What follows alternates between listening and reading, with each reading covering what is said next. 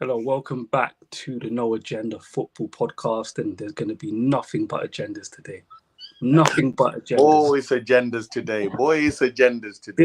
This is an episode. Boy, it's agendas today. You know what? I don't even know agendas today. Pure agendas today because we just lost to West Ham, and we're getting straight into it. We're talking about David De Gea straight away. Johnny, just give me. I don't even have a specific question. So this is the only way I can describe it.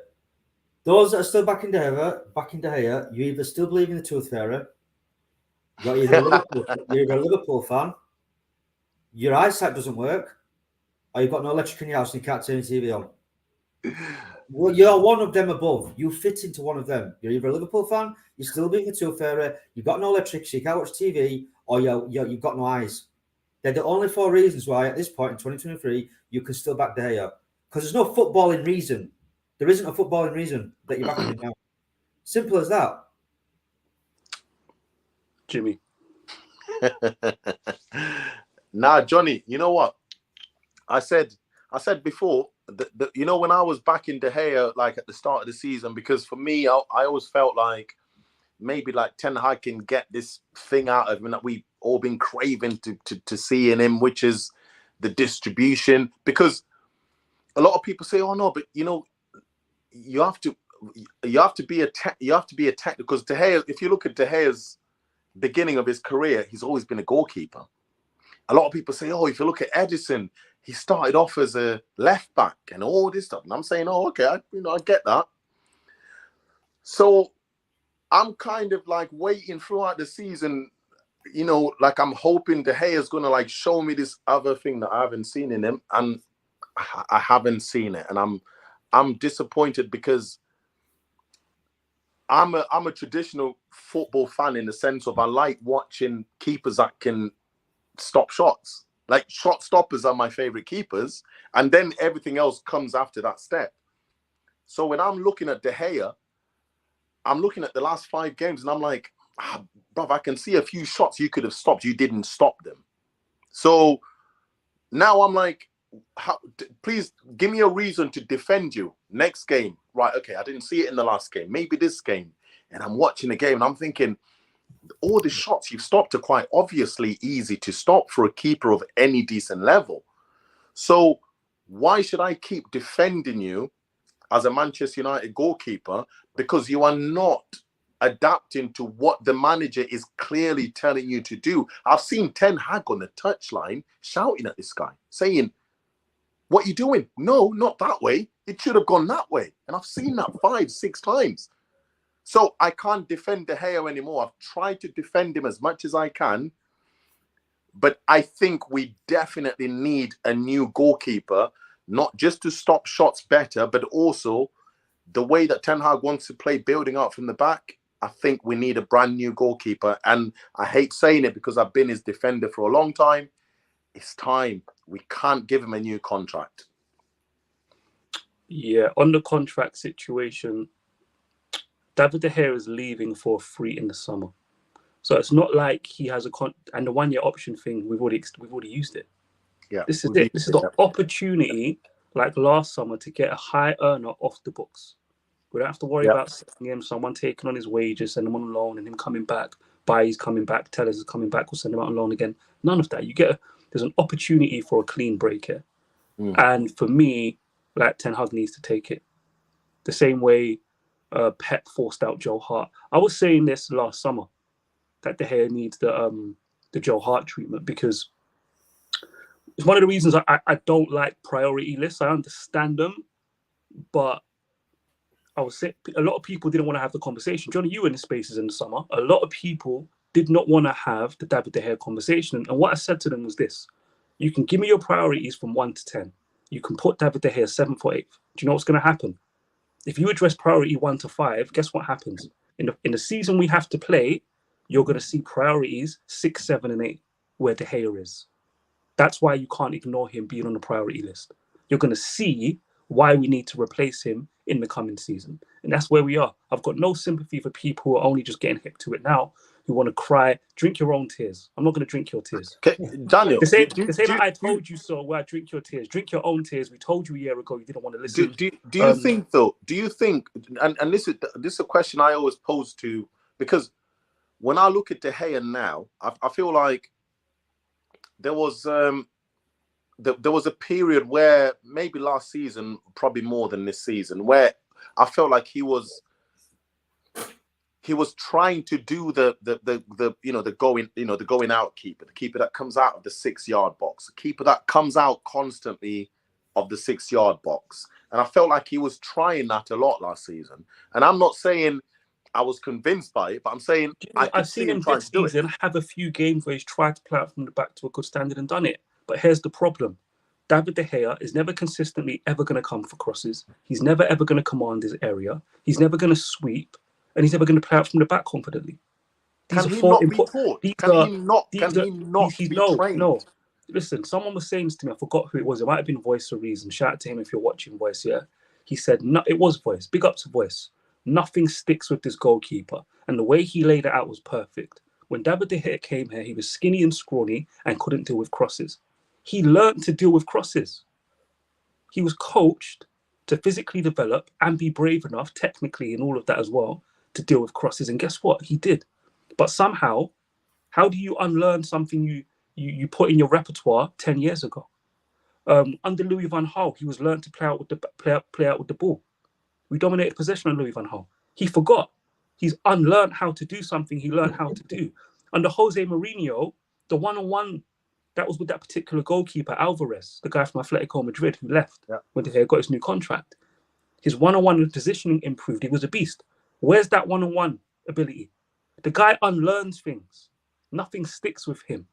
So, yeah, like, I'm done. Listen, Ten Hag, you live by the sword, you die by the sword. His contract is up. You have an opportunity to get rid of him. Have you ever thought like, I would like to have a conversation with his goalkeeping coach. Like, I'd like to have a conversation about Jimmy. You're no. But I'm not talking about a public conversation, like a private. No, Jimmy. The problem coach. is De Gea. There's nothing anybody can do. Yeah, there are too many issues. Some of them goalkeeping related. Commanding the area, coming for crosses. That's on him. That's goalkeeping. That's not modern day goalkeeping. That's not playing out from the back. That's within your goalkeeping duties. Can you command your area and come for crosses? Can you relieve pressure? You don't even do that. Can you sweep? Van der Sar swept. Schmeichel. That's not sweeping. Isn't modern. That's not a modern component. No, it's not. Bartes goalkeepers of all. He's extreme. Schmeichel and Van der Sar swept. Van der Sar played out competently from the back. Fabian Bartes, bro. It weren't Sir Alex Ferguson's system, but Van der Sar had it in his ability to play out from the back anyway. Brian, 1 second, guys. Brian, we are live, by the way, Brian. I've got you in the show. Your mic and camera off. You are in the show. Welcome, Brian. Yeah. I'm gonna go to you. Welcome, Brian, bro. Welcome. Big up, brother. Big up, Brian. Big up. Hey guys. We're talking about David De Gea. Oh my gosh. Yeah. Yeah, that says it all. That says it all. That's not a good reaction. What's your thoughts on David De Gea before we move on? Look, man, I'm not even particularly frustrated with David De Gea. I'm actually more frustrated with the systems in place at the club that allow a player like David De Gea to persist in his position despite his weaknesses over multiple seasons. Like, we've known he's the best at the club. So yeah, he is the best at the club. But here's the thing: like, if he's not cutting the mustard anymore, then you gotta go and get somebody else. I have a cat here who wants to get in on the conversation. So you have to get rid of him. You know what I mean? You have to go and find somebody else. But Brian, he is the best in that position at the club. So does that not matter anymore? Okay. So you know what, Brian? Let's move on to this, because you know what, I want to bring it on to the next topic because it's related to what you're. It's a good segue, right? So I'll put it to you like this. Oh no! I'll put it to you like this, Brian. Right? David De Gea's contract is up in the summer. Yeah. Ten Hag has had more power than any Man United manager post Alex Ferguson. Right? He got all of his signings, but had to pivot for Casemiro. That was it. Other than that, got all of your signings. Yeah. When he came in, all contract talks were halted. Right? Was stopped. No contract talks. Let me judge the players, and I will decide who gets new contracts. Not Edward or the Matt Judge who have left. I will But his signings within the budget, Daniel. Please mention that bit as Hold well. on, no. We'll get to It's that his later. signings within the We're not budget that he talking was about that. allowed. We're talking about the choice about who stays and goes. That's within his power. Yeah, the choice to decide who stays and goes is in his power. Not It's in his 100% though, is it? Not 100%. Yes, it is. It's in his power. No, it's So, not. Not outgoings. Yes, Not it outgoings. is. Yeah, all right, Bright, stay out of it. Yes, it is. How's it not his choice? It's not How's because it not his Daniel. Let me paint a picture for you. Right, Manchester United last season, the squad that we had last season. If I'm Ten Hag coming into Manchester United in the summer last season, there's not a chance in hell I think that Harry Maguire should be part of that squad. Not a chance in hell. I don't think so. I think if he had a choice, there's a few players that he would get rid of, but because of the contractual situations with the club, he can't get rid of those players. So how is that within his power? That's not within his power. Okay, that's so up to the I'll tell you club. what's within his power. I'll tell you what's within his power. One, to decide who leaves, because he decided he didn't want Bailly. Tellers was playing in pre-season, decided he wanted him gone. Yeah, so that's within his power. And of course, he could have, but didn't take any issue with all the contracts that were up and players that were leaving on a free. And that's lots of players. Wait, stop. Paul Pogba, Matic, Lingard. Some of them may have said they were going already, but they were. But with so many players leaving on a free, right? He's got the opportunity again with David De Gea leaving on it. He doesn't have to do anything about it. You don't have to offer nobody a new contract if you don't want the player. No, but if you don't want the player. Hold on, Jimmy. Wait. And when I say he's had more power, more than anybody post Sir Alex, I can see that in the transfer window. I can see that by us. I can see, yo, Brian, we can still hear you talking to the cat. Yeah, I know. When he says, I want Timber, and Timber says, I'm staying at Ajax. Then he says, I want Lisandro Martinez. Then he says, I want Anthony. I don't care about any alternatives.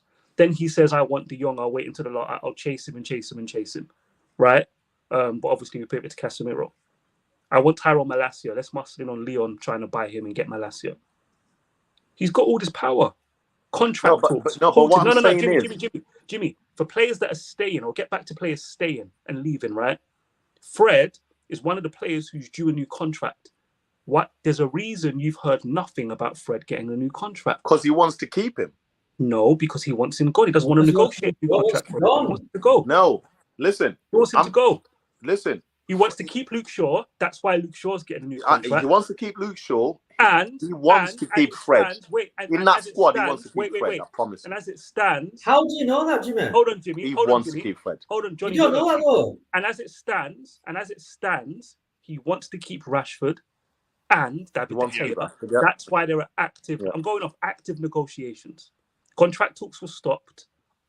Contract negotiations were actively picked up. Fred not being one of them. So he wants to keep David De Gea, and I take issue with this. It's within Ten Hag's. Jimmy, wait. It's within Ten Hag's power. Yeah, going into this summer. I know Brian was referring to previous season. That's why his head, but his contract's up, Brian. Right? Let me unmute you. Give you the mic as well. Finally unmuting. So going into this summer, right? He is deciding what's in his priorities, right? Top to bottom, based on the budget that Jimmy wants to refer to. There's nothing stopping Eric Ten Hag from saying David De Gea is third in my priority list. There isn't. But Okay, and Jimmy, that's my problem. David De Gea, and that's fair. That's fair. David De Gea is a big problem. Is a bigger problem than Lindelof stepping in for Varane, based off Lindelof's performances overall, and gambling on Frimpong or Dumfries, if you believe those bloody reports, to replace Wan-Bissaka. Yeah, those are bigger gambles. David De Gea has to be higher on your priority list than doing any of that shit. I'm gonna keep it a buck. Kane, you want a midfielder? Cool, no issues. David De Gea should be right there with those signings, in my opinion. Fair. There's no excuses. Fair point. No excuses. Brian, we're going to come to you on this, and obviously we'll come to you in a second, Johnny, on Ten Hag out, because I know you've been in spaces and all of that. Yeah. The way you worded that then. It's like, that came out. That came out like Johnny's running Ten Hag out. I see why you just set me up then. But Brian, just your thoughts quickly on David De Gea, and then we'll go to this Ten Hag out conversation that people are having. Johnny's having. I know that it's difficult to figure out what to do with the number one spot at Manchester United, like the number one goalkeeper. I know that it's a difficult thing to figure out, and I know that there is risk. Like, I know that there's risk in trying to figure all that out too. With if we get rid of De Gea, who do we bring in? And there's a lot of names that are being thrown around from other clubs that I don't necessarily think it's one thing to perform at Brighton or Brentford. It's another thing to perform at Manchester United with that shirt on. And so I think that that it's a tough conversation, but I don't want Ten Hag to not make a move because of the difficulty that's there. I mean, that's his role. You're the manager. You're supposed to be a problem solver. And we've seen him do that over the course of the season. And so this is just another one that needs to be solved. So for me, like, David De Gea can't continue to have such high profile mistakes, especially considering how not clinical our attack has been over the course of the season and how spotty it's been, and then be allowed to stay in his position, right? Because for me, the West Ham game was actually less about De Gea's mistake and more about the fact that his attack was incapable of bailing him out and had been incapable of scoring more than at least one goal in the last three Premier League games. So for me, there's major issues at the club, which just makes the pressure on each position that much higher. But De Gea is on the list for me, and it has to be something that gets addressed. Brian, this guy, man, I don't know, like, God's obviously sent you to speak to me this evening, clearly. Pastor Brian. Do you know what it is? If he keeps David De Gea low on the priority list, Brian, that puts pressure on those other signings being, like, bang on. There's no wiggle room because we're still going to see his flaws, right? So if you get your right back, look, if we're going for a striker, centre-back, central midfielder, centre-back and right-back, chances are I'll be happy if two of those are on the Sandro and Casemiro's level, right? With the other guys maybe needing time, because you never just get four players in and they all hit the ground running in a world class. That's unlikely. So in the event Frimpong's a gamble and shows some deficiencies, or the centre back coming for Varane needs time to adapt, during that process, your goalkeeper's going to be a problem. So he will still be putting pressure on new players that are coming in. That's why you need to replace him.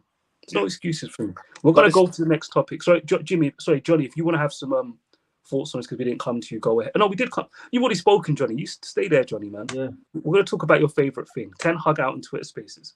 First of all, that's twice you've done that, man. Johnny, you are here running. You are here running Ten Hag out spaces. Let me be clear from now. I'm not Ten Hag out. I am not Ten Hag out. I know you're not. I said from the day one when it was announced that he was going to be our manager. I think some of your tweets might be a little bit misleading. No, they're not. They're not. You need to work in interpretation skills. It's not mine. It's your perception. That's all it is. I said from day one, when we found out he was going to be our manager, who I wanted, by the way, I am going to back him all the way to as much as I physically can do until you start to get to the point where he's consistently hurting the team. And I can put responsibility on him, and it's not the football club or the players, right? We're nowhere near that yet. For me personally, we're nowhere near that point, in my opinion, right? But there are a lot of people that are definitely firmly Ten Hag out, or they're on the fence. And I think decisions, for example, like keeping De Gea next year starting as number one, that's going to go against him straight. He's going to lose a lot of support from that. Guarantee it overnight. If we start our first game next season and David De Gea is in there, he's going to lose support. I know that for a fact. His football, the football's shit. I'm going to call it what it is. Try not to swear any spaces on your channel anymore, Daniel, so you can monetize it and make some money off it. So the odd word might come out, but I'm doing my best. It's hard work, isn't it? It's hard. Not swearing. I have no intention of monetizing. The football's shit. Especially with you on here, Johnny. Like, I've got no ambition.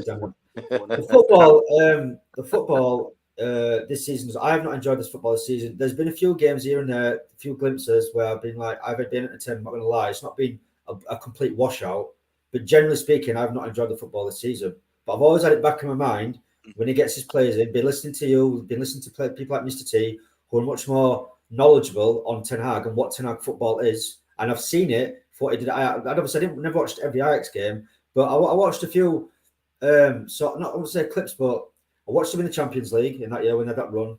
I watched a few games on the way there, so I have watched some, not a lot. I'm not going to pretend I'm not some professor on it. I'm not. But I have watched some, and I liked what I saw. It was entertaining. I thought it was good, entertaining, attacking football. I liked it. Right, that was one of the reasons that I wanted him to come to United, because I'm like, you know what, I'll have a bit of that. That's a little bit of me, is that? So I've had in the back of my mind, when he gets his players, the football will improve. Because I've also watched the interviews. I've done my background work on him and researched him. It's nothing but everyone speaks of him very highly and praises him highly. His diligence, his coaching acumen, everything about him is very meticulous. There's not a bad word said about him, right? So I've got that sort of in the back of mind that if I hold on and he gets his players and people and he's backed properly, that's going to come. Yeah, like they said, Rome wasn't built in a day. It's not going to happen overnight. And sometimes you've just got to be patient and just get through this sort of storm, if you will, and we'll get to calmer seas, right? But where I hear the Ten Hag argument, not saying I agree with it because I don't. I want to make that very, very clear. I don't agree with it, right? But I'm not going to judge people for doing that because I was only out very early, very, very early, right? So I can't sit here being a hypocrite and say you're wrong for doing that because I'm just being a hypocrite then because I was early and early, right? The football's not good. I think some of the substitutions are becoming a bit predictable. I'm hearing Ollie Ball. I hear that because we do a lot of counter attacking. We do soak up pressure a lot and hit teams on the counter. Not we don't just do that, but we do see it frequently. Johnny, can I pull you back? No, wait, let me please don't interrupt me. Yeah. Because I want to ask you a question about what you've just said. So I'll ask you. Again, some people take on board the money spent. He has spent a considerable amount of money already. For example, Anthony's not really pulled up any trees yet. I think he's getting better, but for what we've paid for him, that in the back of these sort of Ten Hag outers is like you spent £85 million on a player, and he's not £85 million worth. So I do hear the argument, and I understand why people are coming with that kind of energy. I don't think it's crazy for some people to be Ten Hag out. I don't. However, I'm not, right? I feel like what people are forgetting, and this is why I'm not Ten Hag out, people are forgetting he took over a pile of shit. We was literally a pile of shit last season. I think people have got very, very short memories. Maybe they've got amnesia, they've got memory loss or something's going on, and they've forgotten the state of what he walked into and what he took over, right? Then they're not taking into consideration the Ronaldo situation, the Harry Maguire situation. There's had discipline problems, Rashford, for example. Then he's had the media being on his back constantly. I remember when he first took over, they had fucking body language experts try to fucking decipher his body language, saying that he's not fit for a job. I remember all this. 1 second. Ow! 1 second. Oh, sorry, I thought it was a dog. I thought it was a dog. It's our last. It's pets attack tonight, isn't it? Pets attack. Oh, seriously. Yeah, so I think people are forgetting where we've come from and where we are now. Now, Johnny, good question. Okay. Sorry, I know you don't want to be interrupted, but just in response to this comment here,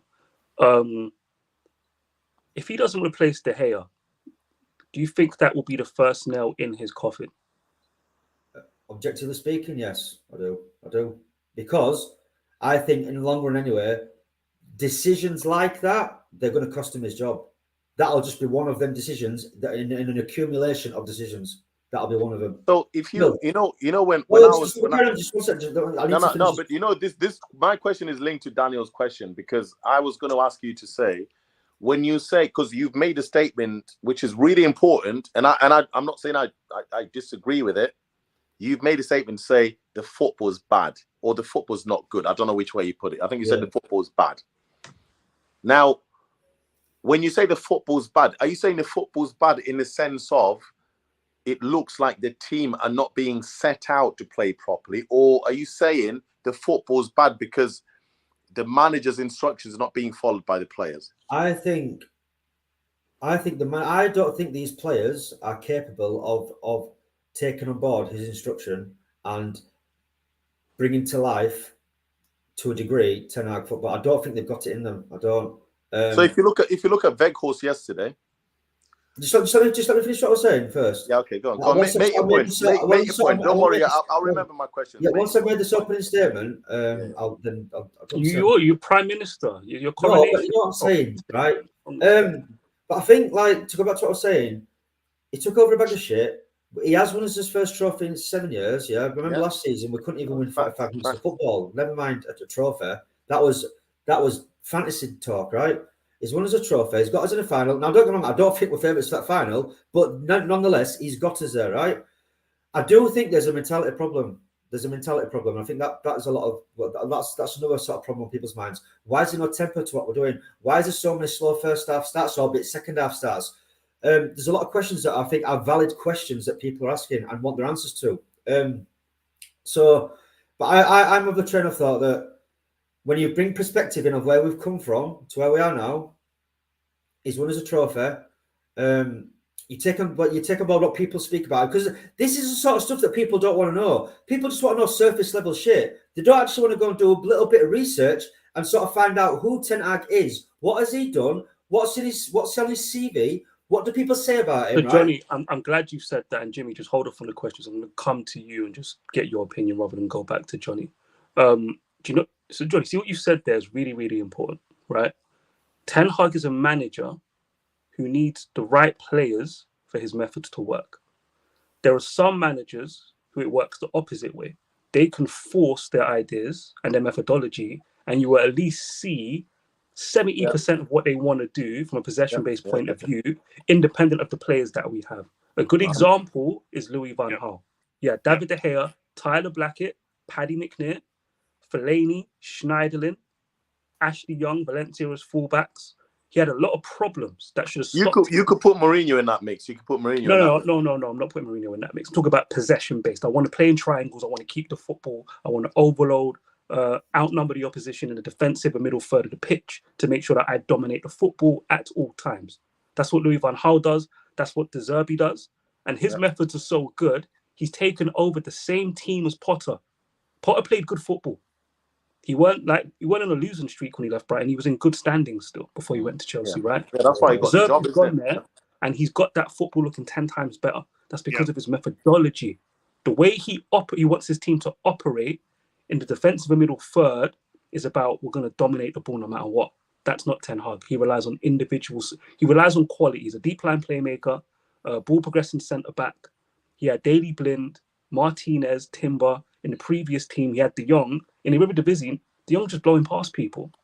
Can I just finish up? Yeah, Lasse shown, etc., etc. Johnny, you've been speaking for like 7. If you ain't finished now, Johnny, when are you going to finish? So, simply put, Ten Hag needs his players for his system to work. And by the way, that's why I just can't be Ten Hag out in year one. It's ridiculous because I knew this beforehand. I knew if we get Poch will make it work no matter what. I don't want that for Man United.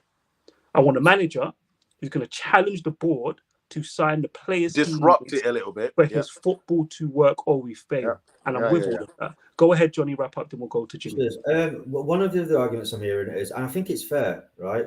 But I don't think there's you have to sort of pick it apart to sort of see how credible it is. We've gone from a potential. This is a debate. This is not my opinion, by the way, and I just want to make that clear from the outset, right? We're with the general consensus here, not my opinion, right? But it's about what the general consensus think, innit? Not us, right? So the general consensus thought we was in the title race. The general consensus then thought top four was secure. No, yes, they did. No, don't be disingenuous. All I was seeing at one point was we're in a title race. We're going to catch City. Well, Arsenal. No. What's that, Jimmy? You can say as no. Banter, maybe. No, it wasn't. No. You know, Jimmy, I was literally arguing with people. Literally, I was arguing with people. So you can't tell me it's banter. People legitimately thought we was in a title race. They did, right? Again, not me, but they did, right? So you go from a title race. No, but what reasonable people, Johnny, can you think of? What reasonable people can you think of that would say that? Jimmy, listen, this is I can only go from my experience. Yeah, you may have a different experience, and that's fine. This is what I've experienced personally, right? Yeah. People have gone from potential title race to top four is secure, to top four is looking sketchy, to now top four is gone.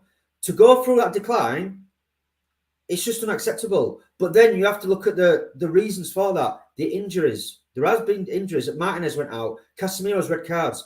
Varane's had a period out. Martial's been out all season. Like there are mitigating circumstances. Yeah. If we're being objective, If this was football wars, I'd be getting called out. Oh, there's no excuses for Arsenal. But having an objective conversation now, yeah, as mature adults, you can't ignore mitigating circumstances. You cannot ignore that, right?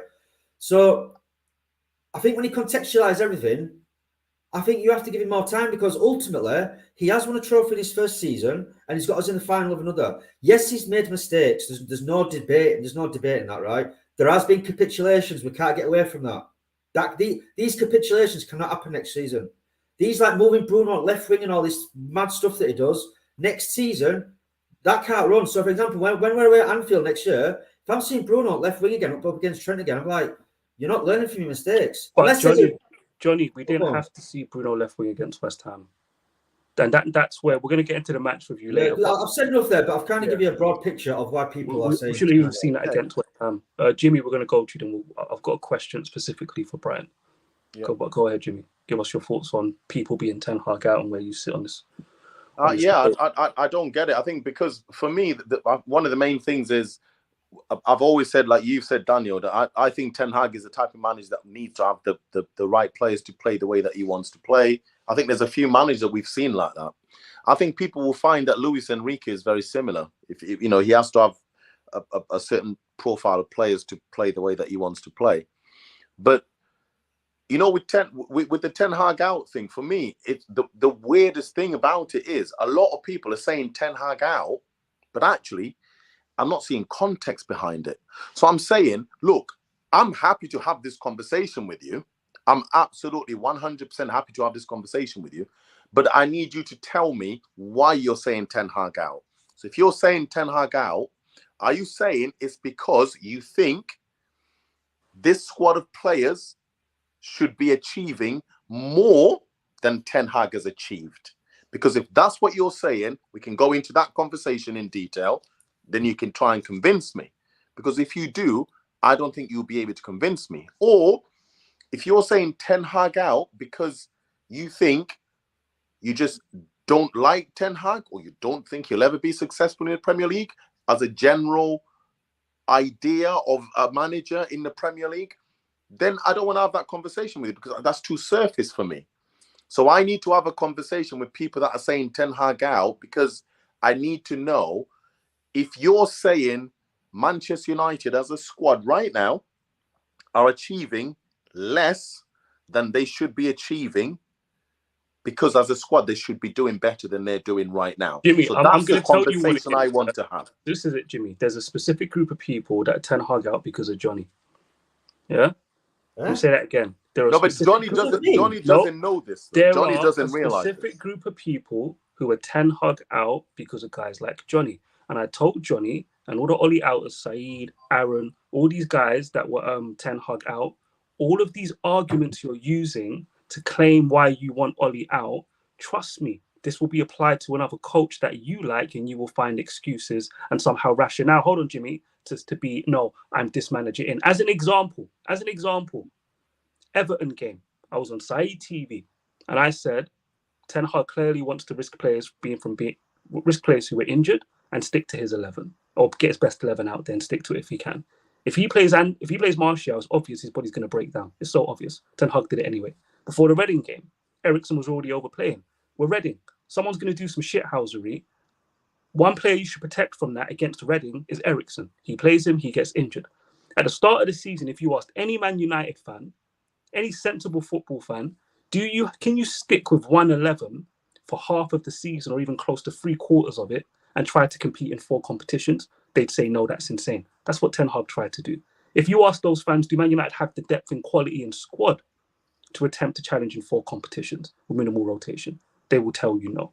And this is what Ten Hag has attempted to do. The same thing, and Ten Hag has a better squad than Ollie. So Ollie's lack of rotation, people like Johnny and the guys I mentioned, Ollie out, yeah, playing players through injury, Bruno ankle injury, following game of injections playing. Ten Hag's done the same things. And also the football not looking good in the first season. These are all the reasons, and obviously second season as well. But Johnny was Ollie out after Burnley 2-0, 19-20. That's when we met, figuratively speaking. So all these reasons why people like Johnny and others, all the arguments, forget the landing spot. It's not that you were Ollie out. I never had a problem with you guys being Ollie out. Always had an issue with your arguments. And the same arguments you guys were using to be Ollie out, the arguments, not the landing spot, the arguments. But you know what it is, Daniel? Yeah? I can be honest with you. These are the same things. Listen, I'm gonna say his name, guys like Unofficial. All he's doing is using all the arguments that you guys used against Ollie and sticking it on but you know what it is, Daniel? That's what he's doing. Right? I'm honest with you, and I can say he's getting a few followers from it. It got to a point I would throw any fucking mud I could get my hands up to make it stick. That's how that. I'll be honest. I had a big one. It got to a point. It wasn't logics anymore. It was a genuine agenda. And Johnny, I'm gonna nip it in there. I'm gonna nip it in there. Jimmy, it's not logic. They're just saying you can see a lot of guys that were Ollie in. I'm gonna take all the arguments you guys used to be Ollie out, and guess what? I can stick it on Ten Hag the same way. And they're just being petty and being silly. There's another group of people who, for example, didn't know what they were getting with Ten Hag, which is why Johnny said do your research. They thought they were getting a Spanish manager called Luis Enrique. Well, that guy is Spanish and his name is Luis Enrique. He's not Ten Hag, who's Dutch. Ten Hag's possession-based football doesn't work Daniel, the way. It doesn't work that way. Sorry, Johnny, I'm going to go to Brian. So, I popped into Unofficial Pundit Space this morning for about 2 minutes. Right? I was in there for 5 minutes. No. I don't want to do that on him. All right, fair enough. And I forgot my. There's a point he raised. I just wanted to say him briefly. I'm not going to dedicate a whole segment to Unofficial. No, it's not. It's more about the point, not him. I heard it. I want to get to Brian anyway. All right, 36 minutes. So, Brian, yeah, you've heard me, Jimmy, Johnny. When you hear people saying they're Ten Hag out, what do you think when you hear people saying they're Ten Hag out already? People are fickle, so it is what it is. Look, everybody you're entitled to have your opinion, but I'm actually of a school of thought that just because you have an opinion doesn't mean that I don't have to respect that opinion or listen to it, right? Yeah. Also, I'm of the belief that opinions can be incorrect. So you can have an opinion, you can make an opinion about anything, right? You can zero out context, and just make an opinion based on one thing and go from there. And it can be incorrect. Devoid of context, anybody can make anything sound legitimate. And I think for me, in one season, when a lot of Manchester United fans going into the year had no expectations for the club to do anything of significance, and then you allow yourself to go on the roller coaster of we might win, maybe we could win a trophy, probably not, our squad's not good. Oh my goodness, we just won a trophy. Oh my goodness, we're in a title race. Oh, like top four secured. There's no way we're going to drop top four. Oh, top four is becoming challenging. Oh, now top four is gone. Right, you're going on the roller coaster, and you're ignoring the fact that the Premier League is the Premier League, right? Brighton beat Manchester United 1-0 in like the 94th minute, and they were getting battered by Everton today. You know what I mean? Yeah. Like, and you know what? Everton were the better team today by far. 100%. It's like you have to learn. People have to learn. One of the things I learned in my years of watching the Premier League, especially as somebody stateside, is like you have to just ride the wave of the season, right? And there are certain points in the season where you can say definitively certain things, but things can change in an instant. And all it takes is a couple of choices by a manager, and then your season suddenly gets flipped on its head. A handful of games and your targets can change. You know what I mean? And so I understand where people are coming from, but I don't agree with it because literally I would never. I mean, we're talking about spaces a little bit here, and I don't spend a whole lot of time in spaces. I have a day job, and so I can't just sit and listen to people talk on Twitter all day. But when I do get the opportunities to, I just remember one of the things I said here and there is like, man, we were so quick, generally as a fan base, to shove Ollie out the door. We need to be it. We owe it as fans to go on a journey with this next manager. We have to have some patience. We have to be able to look at some things with some nuance. We have to not take context out of a situation. We have to be willing to go on a journey. Let a manager actually do his job. And if he fails, hold your hands up. Thank you for your service. We're going to go on and do and go on. Give him time. Give him time. Give him all the time to do. It's like let the manager do his job. We didn't let Ollie do his job, We didn't let Ali do his job from the jump. We didn't let Ali do his job.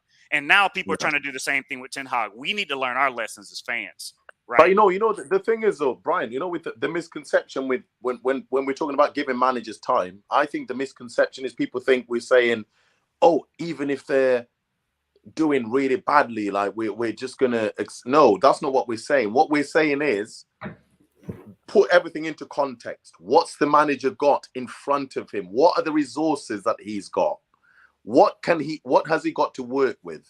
So when you're thinking about the resources that he's got at Manchester United, take all of that into account and then start judging him game by game in terms of the decisions he's made. I mean, if you look at Weghorst playing in the number 9 position to start the game, actually, there was a very logical, tactical reason for that. Very, very logical. You could, but if it doesn't work, it doesn't work.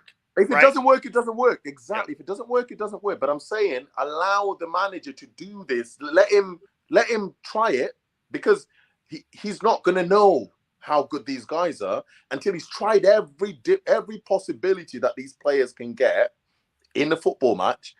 That's how he's going to know who's going to stay and who's going to go. So when people are saying Ten Hag out, please put it into context. Yeah. So one of the things that I would also say is, like, so if it's very clear, I can use this as an example, right? If Ten Hag clearly wants to keep his best 11 out there and not rotate the squad, what that says to me as a fan is that that's actually a very damning statement against the depth that exists at the team. Ten Hag doesn't trust it. He doesn't think that the standard's high enough. So he doesn't want to have to rely on that if push comes to shove. If the player is even 40% ready for the match, I'm gonna push it and I'm gonna use them, because I'd rather have a 40%, Varane than a 100% Maguire. Right? Cool. Cool. Yeah. That's your call. That's your call as a manager. Now, if Ten Hag gets his players in and his methodology stays the same with that, then I think it's fair to ask significant questions about his decision making as a manager. But 35 games into his job is an unacceptable level to call somebody's head for their job. That doesn't make any sense to me. 35 games in, it makes no sense. So Brian, this is where you're right on your landing spot there in regards to saying Ten Hag out. That's ridiculous, right? Those people are being stupid. But in terms of the West Ham game, I think we can have a conversation talking about the West Ham game. I'm going to stick with you on this, Brian. Team selection, in-game management. Give me your assessment on Ten Hag's team selection in-game management against West Ham, please. Oh, you're going to go there, aren't you? I knew it. Yeah, it wasn't good. I knew he was going to go there as well. It wasn't good. I think that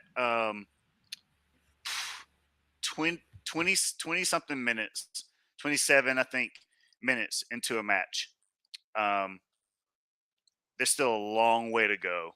And I think that to not be able to make decisions to start to kind of gain a little bit of control, right? There's the game, and then there's the game within the game. And I think that the game is just when the manager makes their decisions from the jump based on what they think is the best way to go out and get the result. Sometimes you get that right, sometimes you get that wrong. But if you get that wrong, there's the game within the game, so you can assess what's going on and then make adjustments to change the game. And I think that when a player makes a mistake that high profile and it costs you a goal, how can you then go and shift things around to actually get the game back? The fact that Manchester United couldn't even score one goal against West Ham this all season is unacceptable. I do think that is on Ten Hag. I do. He has to do a bit better there. So do you think, like, because I was looking at the West Ham game and I was saying, obviously there was very obvious selections. I thought, wow, I probably wouldn't have done that. I don't want to go into it because it will turn into a whole conversation. But I'm looking at certain aspects of that match and the way that I think Ten Hag envisioned the game starting, because I think when in these last few games of the season, when I'm looking at Ten Hag, I feel like he's trying to be more aggressive at the start of the game, right? So he's trying to win games quicker, and it's gone wrong every single time that we've tried to do it. I mean, the West Ham game went really, really wrong. I went really, really badly. But actually, when I look at the manager's tactics, and this is my conversation with Ten Hag out people, is right, when I'm looking at Ten Hag's tactics at the start of the game, I cannot fault his, because if I was selecting the team, I don't think I would have done that much different. I probably wouldn't have picked Weghorst to start, but actually I understand exactly why Weghorst was starting in the number 9 position, because I get that. I can see exactly why he was doing that. I can see exactly why he was doing it. So he wasn't a striker though. No. I know he wasn't a striker, but I'm saying he's on the lineup. He's put him there because I'm thinking, well, obviously he wants him. He likes him to do these 2-3 roles, but actually he does want him to get back to that position every now and again. So I don't think there was anything wrong with that at all. There was nothing wrong with that. I disagree. Why? There was a moment where what was wrong with him being in that position? Well, Workhorse number 1 was playing in the 10 position. I think he had one sequence of play where he did well and we had a chance. But beyond that, he was ineffective in that role, like he normally is when he plays there. And there was one pattern of play in particular. West Ham had the ball. I'm not backing him, by the way. I'm not saying he was good. And it's Workhorse. Lies, he's lying. And it's Weghorst trying to play a through ball for Anthony. And this is exactly what I saw against Barcelona in the first half of Old Trafford. When I saw Sancho, this is after the first minute when Bruno had that chance. Sancho trying to play a ball in behind for Bruno Fernandes. And I'm like, this is backwards. This doesn't make... Then I saw Rashford playing a through ball through after a set piece for Wan-Bissaka. See how deep Rashford was? And I'm like, what this joint is? The players are confused. That's a whole nother conversation, John. And for me, when you don't put your best foot, forward, and the Gea puts you in the shit, you're not best equipped now to deal with it. You're not in the best position to deal with it now. Because that mistake was on 27 minutes. Yep. Either side of that, we didn't make our first subs until 60 plus minutes. So that's actually 60 minutes of the football match where you can't put your best foot forward because you started with the wrong lineup. There's no excuse. You can't tell me Rashford, Bruno left wing, like Johnny was saying before. That's weird. That's always weird. I've said that many times. That's weird. Liverpool. We saw that against Liverpool. Didn't work. Didn't work. Workhorse, then you got Workhorse in the 10. Why? Why? Daniel, what I'm saying is, Daniel, it's stuff like this, right? That's going to lose him support. It's going to lose him support because when managers start, he knows that. When managers start doing inexplainable things that hurt the team and don't make sense, that is when you're going to lose support. Now you can do it once or twice, 3 times. People will be like, "Forgive you." He's learned from it, fine. But when you keep doing it, and he's done it twice now, off the top of my head, I imagine it's not going to be the last time either. If you keep doing stuff like that, you are going to lose support because if from a logical standpoint, like for example, how Daniel works very logically, right? If something don't make sense to him and it's hurting his team, how can he support that? Get what I'm saying? No, but Johnny, what I'm saying is, if you Ten Hag has got this is the squad he's got to work with. It's not like he's not going to dip into anywhere else. That's not an excuse. Yeah, but I'm saying, Jimmy, Daniel, no. Jadon Sancho has been on the bench for this is not an excuse. I'm saying, I'm giving you just simple numbers. This is the squad that Ten Hag has got. He can't dip into anywhere else. Jimmy, there isn't anywhere else to go. Jimmy, listen, you talk about squad, right? You talk about squad. At the moment, our forwards are not scoring goals. There's no chemistry. It is not working. He knows that as well. Listen, the combinations that he's currently using, they're not working. We are not scoring goals, right? Why can't you give Pellistri a few cameos? What's happened to him? And I'm not saying he's ready to take the world by storm. I'm not saying that. All I'm saying is what you're trying at the minute. It is. So do you want Pellistri to start all the Premier League games? That's not what I said. I've got a better example. What I said. Johnny, I am saying, utilize your squad. Utilize your squad, right? Johnny, look at it this way. What's our success rate with putting Bruno on the wing? It's not just 0. Probably it's not very, very. I think Villa in the cup. That's it. When it worked, maybe one other game that I can't think of, but more, it's a 50% success rate at best, probably less. Even in the City game when he did it, right, it worked in the first half. Then in the second half, he had Anthony false 9. Then eventually had to put Bruno in the 10 and play a more suitable person for the striking role, right? So Barcelona game I already referenced. So I have references within the manager's choices that make it obvious. Whenever you put Bruno on the wing, it usually doesn't work. So why are you going back to that, especially with Workhorse as the 10, especially when Jadon Sancho was on the bench, and then rested for the previous game. Daniel, there's another point, right? What another reason? Again, I'm genuinely trying my best to not be a hypocrite. The energy that I had for Ole, I have to have the same thing for fucking Ten Hag. I have to. Otherwise, I'm a walking fucking talking contradiction, and I'm not going to do that, right? One of the criticisms, and a valid criticism that Ole got, why are you utilising your squad more? He didn't do that, in my opinion, right? Same with Ten Hag. What is the point in having Pellistri on the bench just to get splinters in his ass? What is the point? He might as well be with youth playing, like getting game time. Every time on the bench, use him, because of the current players that you're using, that you're trusted to save your fucking ass. They're not bailing out of shit. You keep trusting them. One of the things, though, Johnny, I would say, you keep trusting these players, right? And they're not bailing you out of shit. So what I'm saying to you is, you as the manager, you have a squad of tools to use. Yeah, and it's up to you. You have the power to decide what tools you're going to use for a specific job. The current tools you're using, they're not getting the job done. So give Pellistri a cameo. He's young. He's fearless. He might show you something. I'm not saying he will. I'm not saying he's going to tear trees up. I'm not saying that. But what I am saying is, he's sat there doing nothing, and your other followers that you keep trusting, they're fucking letting you down. But Johnny, more importantly, if he plays a lineup that makes sense, then you're not looking at him when it goes wrong. Yes, because if you set the team up to in their best foot forward, you set them up correctly as best as you can, and they don't do their job. Then that's on the players, not on you.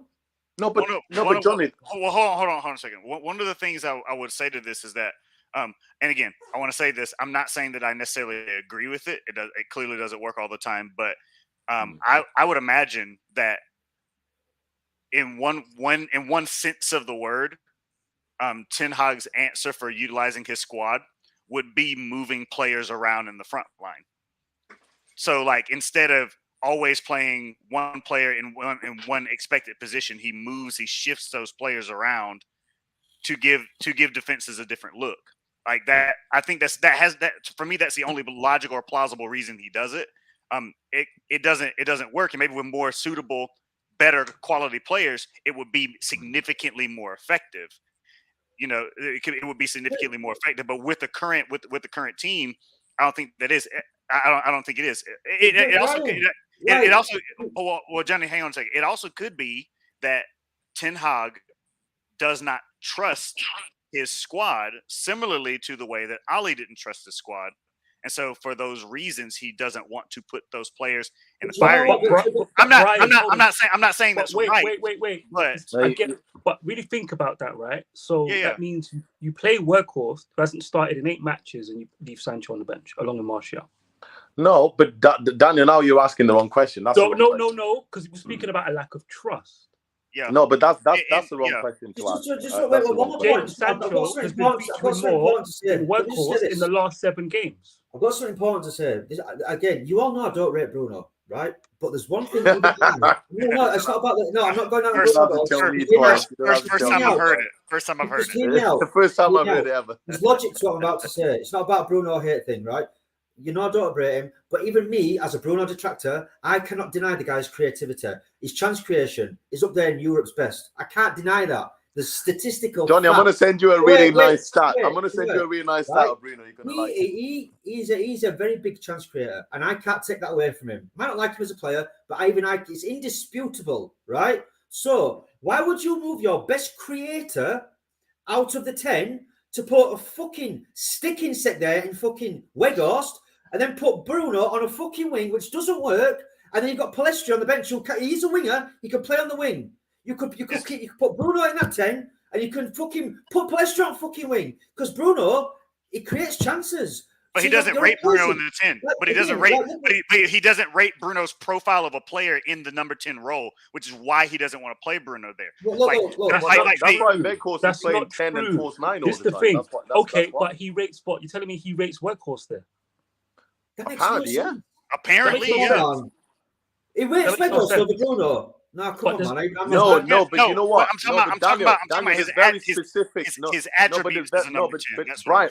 No, here's the thing that people need to get. He clearly doesn't rate Sancho.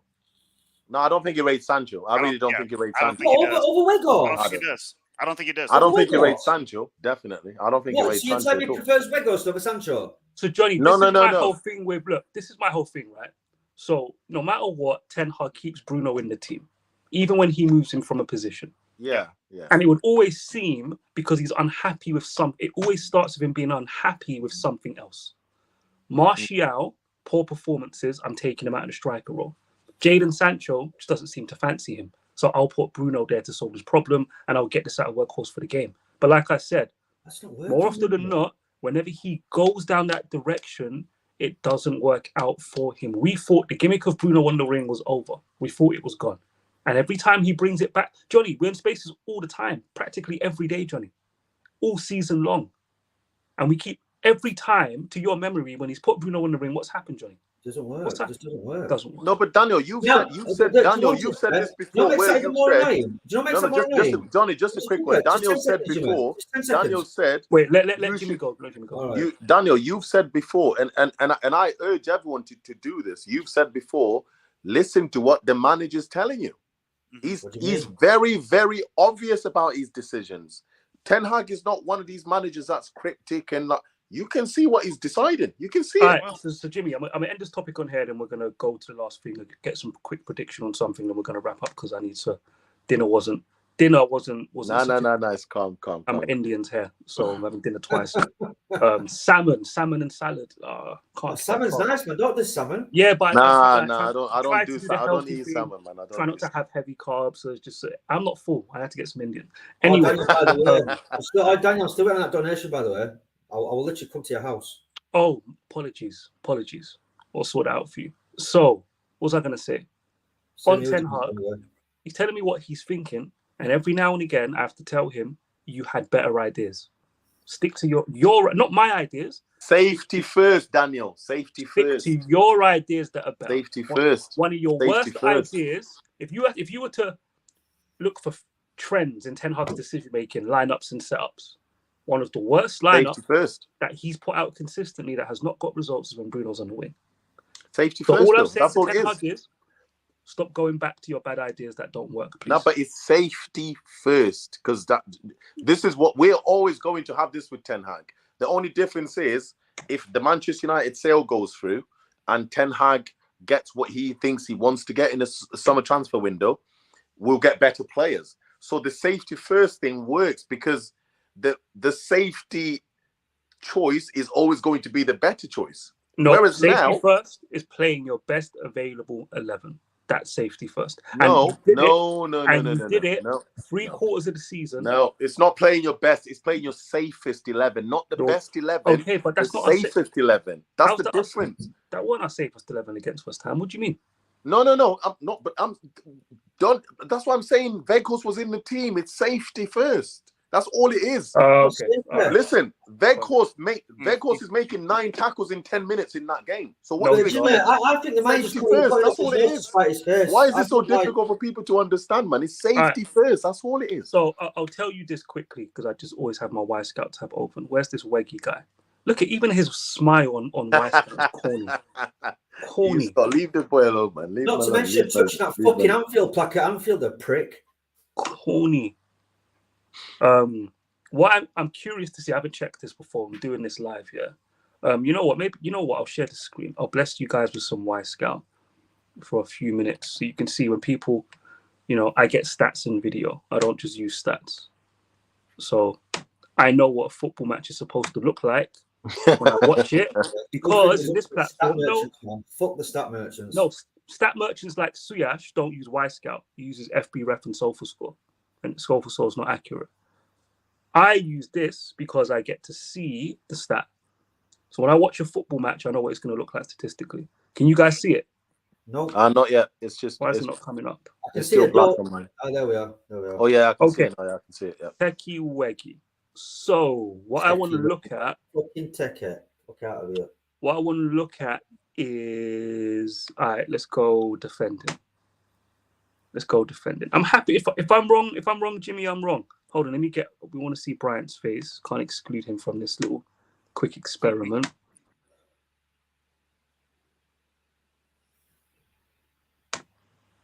That will activate at some point. Apologies, I've got my Ethernet in. I don't know why it's being so slow. This will load up at a point. But I want to see. Yeah, it's come up now. I want to see how many aerial duels this guy has won this season and in the West Ham game. Because Ten Hag said, shout out Joe, man. The shout out Joe. Quick shout out. Because Ten Hag was saying I want him in the team for his aerial duels and those type of things. So I want to see. I'm curious. Okay, can you guys see that? Yeah. See what? What am I seeing? Go full screen. Let me zoom in a bit. All right. So aerial duels 1. I've zoomed in way too much. Aerial duels 1 against West Ham 0. He contested 2. Yeah, let me scroll back up. See here, West Ham. Looking here. Here, aerial duels. Oh yeah. Contested 2, didn't win 1. Okay. Over the course of the season, all competitions. This includes the Netherlands. This is a 6'8" striker who wins 36% of his aerial duels. And I'm supposed to listen to a manager that tells me he's in the team to win aerial duels. Okay, he won 50% of his defensive duels, which is here. Again, that's decent. That's fine. But I'm sorry, like we need to score goals away from home. This ain't gonna cut it. Yeah, We need to score goals away from home. This is what makes it more annoying about Ten Hag, right? Because he's very clearly an intelligent bloke. He's not a fucking idiot. He's a meticulous man, as we all know that. If you've done your research on Ten Hag, and I'm being dead serious. If you've done your research, any level of decent research, I'm not saying you have to dive deep, but just a decent level of research on Ten Hag, you'll come to a quick realization he's not an idiot. He's very astute at what he does, right? And he knows what he wants. It's a very clear plan, right? So when you have that in your mind, you're like, why is he doing what he's doing? Because it don't make no sense. Like you're not a fucking clown, but you're making yourself look like one. That's more of a rhetorical question. Like I don't understand what he's doing. Piggybacking off that, I've got a final question for all of you gentlemen. We're going to go to Bryant first. Are we going to make top 4? Can I go first? Sure. I'll be honest. Based on our mentality, no. I've accepted it already. I'm not going to kick and scream about it. I've accepted it. And given the momentum that Liverpool are on, whether you like it or not, if you want to put your head in the sand and move like an ostrich, you do that. They've got momentum. We haven't. I'm not confident. They've got 1 game up on us. We've got an away game. So that cancels out the game in hand. We'll lose that because we're shit away from home. And they'll win all their games. I think they're going to win all their remaining games. So, no, I don't see it. And not just that, Daniel. We don't even deserve top 4 because what we're going to do in Champions League next year, fuck all. We're doing fuck all in it. Don't want to be no Spurs that just turn up to make up numbers. I want to take part when we can actually take part and do something of substance. And right now, there's no substance in this fucking team. So no, I don't. We're not going to win it, so I don't want to be in it. Argument. That doesn't make any sense. Bryant, go ahead. Johnny, we only 3 out of our last 4 games in the Premier League are at home. None of them are against any teams that are above 10th place, and you don't think we can win any of those games to get top 4? We're playing Bournemouth away. We're playing Wolves at home, Chelsea at home. You don't think we can win those games? I think there'll be another twist and turn. Yeah, yes, I'm not.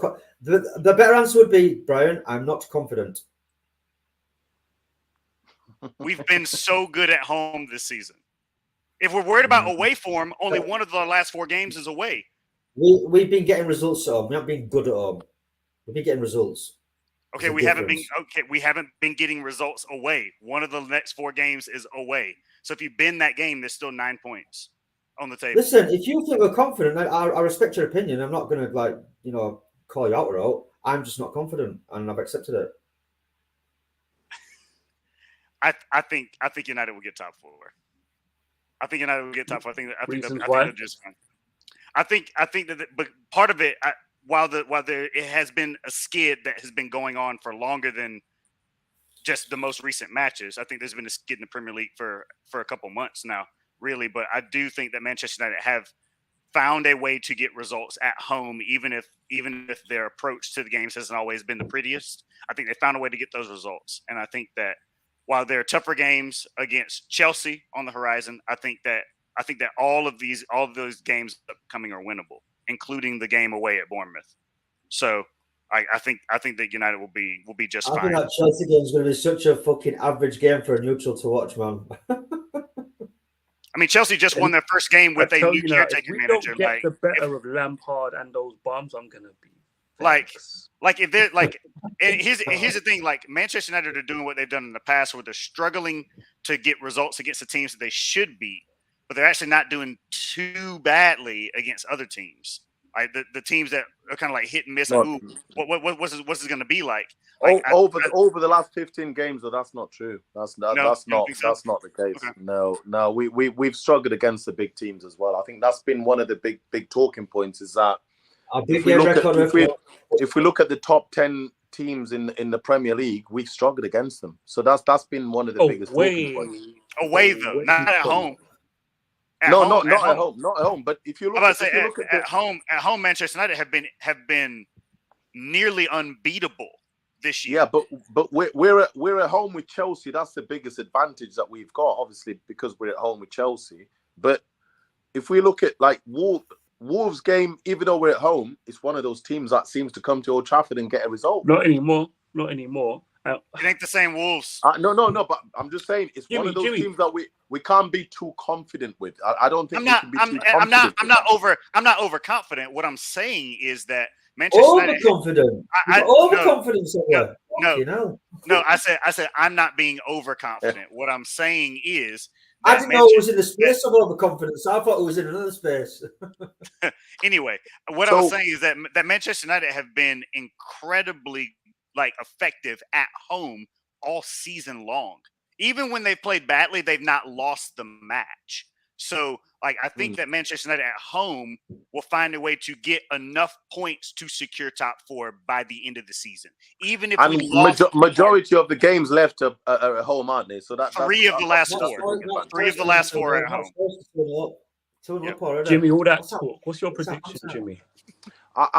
We're getting top 4. I think for me the main thing is the home advantage. I think because I've seen the way we're playing at home is completely different for some reason, and I've not grasped why we're playing completely different at home to the way we play away. I don't know why. When you say completely different, can you elaborate on that? Because I really want to know. So if you look at the way that we played against West Ham, for example, where we played really well for the first 15 minutes. Yeah, I think we start games better at home. So we drop off. If we haven't scored away in that 15-20 minutes, and we drop off completely, and if we drop off enough, we can't get it back in the second half, and it gets much worse in the second half away. Every single away game. It doesn't matter who the opponent is. At home, what we've done is, even when we've played well for 15-20 minutes, and then maybe not played so well for the next 15 minutes, we've come back in the second half and we have really, really pushed and won the game. Yeah. So I feel like there seems to be an element of the team is relying on the crowd way too much. And also the flip side of that, which is also negative for us. No, so the flip side of it, which is also really negative, is that the team is affected by away crowds too much. The West Ham game, I could literally point moments where I could pause it and say, this is a moment where the crowd got a little bit louder and Anthony made 2 or 3 mistakes and Bruno made 2 or 3 mistakes. Rashford made, because the crowd got much louder and I can see it happening. It's live and you can see it happening. So I feel like we're affected by the away crowd too much and we rely on the home crowd way too much. So the team needs to learn to not be affected by what the crowd is doing around them. Yeah, I'm sorry. Like, am I? Because one of my things too is when it comes to this top 4 thing, to be completely honest, I can respect any team that Manchester United plays against, but am I supposed to be scared of us not getting a result against Wolves, Chelsea, Bournemouth, and Fulham from now to the end of the season? If Manchester United have been bad this season, some of those have been dreadful. They're fighting for their lives right now, Brian. You know what it I is? don't care. I don't care. I think we're going to make top 4. I think the problem is people never accept the circumstances of a top 4 race, which are your ceiling is top 4 for a reason. Yep. It's very, very rare you see the team in 3rd and 4th in the last few years secure 3rd position even comfortably. Yep. Rarely happens. You're in a top 4 race for a reason. Yep. And while I'm a little bit nervous after that West Ham game, 3 of the games are at home. I think Bournemouth obviously play good football, but I think they play enough good football to give us opportunity to score against them. I think we'll get enough points in the bag. And I can't stand Man United fans who say things like, I think Liverpool are going to win all their games. Why? Because it's Liverpool. Because you don't watch them every week. Because you're not nervous as a Liverpool fan from their point of view. Their last 2 games, they haven't been convincing. No, they haven't. No, that's great. Newcastle just got slapped by Arsenal. Yep. And I'm supposed to be more confident in Newcastle and Liverpool than I am over my team. Miss me with that. I think we're going to make top 4. And I already know rivals are going to, you only made top 4 because of this. I don't care because I'm going to be in there and you're not. Yeah. So. That's the thing too. Manchester United had their chance earlier in the season when they were flying to not get dragged into a top 4 race. But when you get dragged into a top 4 race, the ebbs and flows and the ups and downs are a part of it. And I think Manchester United are still best positioned to come out on the better side of it, despite the fact that they dropped the bag and been pulled into this. So, like, for me, Liverpool are chasing us. I don't care how many points they've made up. They still got to overtake us. And they've got to do more work. Liverpool have got from chasing City for 4 seasons to chasing Man United for 4th. And on that note, I'm going to end the stream there because just before you end it, I just want to close a statement on this Ten Hag in. I want to make a case for him in because I gave both sides of it, but I don't want to give Johnny, you're too conscious, man. Don't worry, it's fine. You no, perfectly well. I think people need to understand, right? Sacking another manager is not the answer. It's just not the answer. Caps keep going around sacking managers. Like a lot of these players are still here. Ultimately, I think it's time that these players took some responsibility. And that's not to say that Ten Hag doesn't take any, because he does. But sacking another manager now and bringing in, I don't know, Conte, for example. A lot of people want Conte. It's not the answer. Because I guarantee you, after 6 months of watching that shit, you want him out too. I think we've got to just stand firm, get a bit of perspective, get some patience, and back our manager. Let him make his mistakes and just give him another season. He's won a trophy. He's in the final of another one. Yes, we're underdogs. I understand that. But, you've got to face adversity. And I think you'll find, though, Johnny, just before you end it, just to say as well, like, I think you'll find most of the reasonable Manchester United fans, they're not even having a conversation about Ten Hag out. So, if you talk to anyone who's realistic, reasonable, understands football, they actually love Manchester United, they want to see Manchester United do well. I think you'll find that they won't have that conversation. I think you'll find the sensationalists are the ones that are saying the stuff I've heard does have substance to it, so I think it's quite patronising to say that to people. Like, they're entitled to their opinion, even though I think anyone who's saying Ten Hag now, and I'll say this on record, so like screenshot this if you want, but I'll say this on record. If you're telling me that you want Ten Hag to leave this club right now, you are not a reasonable fan, a football fan, not just Manchester United fan. That's where I agree with you, Jimmy. I don't think people. I really don't. Keyword you said there, yeah. I don't. And I don't care who unfollows me because of that statement. I don't really care. But that's my opinion. The 2 most important words: one is perspective, where we come from, what he picked up, his starting point. People need to remember that, and being reasonable. Are you being reasonable in your judgment, or are you being agenda driven? Be honest. Yes, exactly. Exactly. So don't be screaming manager out for 3 years, bringing agenda-driven, illogical arguments, because years later, when you have a manager you like, you have to listen to the same arguments against the manager you like. And you struggle. That's the lesson of the day. Johnny is to blame for all of unofficial's talking points. Fuck you, man. So we're gonna end it on that note because I literally I want to go and eat right now. Nah, cool, man. Nah, button, good stream. like, Good stream. subscribe. I noticed a lot of you catch us on the back end when the stream is done. So if you're watching this after the live, please Big up everyone, man. Smash the big like up, button, guys. Big up, guys. share Big it in up. your Always group blessed, chats, man. Always blessed. Always blessed. Always blessed. Always blessed. And make sure always you're good. back. Make sure you're back again next week because we'll be here next week. Catch you in a space later, guys. Give us a follow on Twitter, you bastards. See you later, guys. Big up, guys. Big up. Big up. Big up.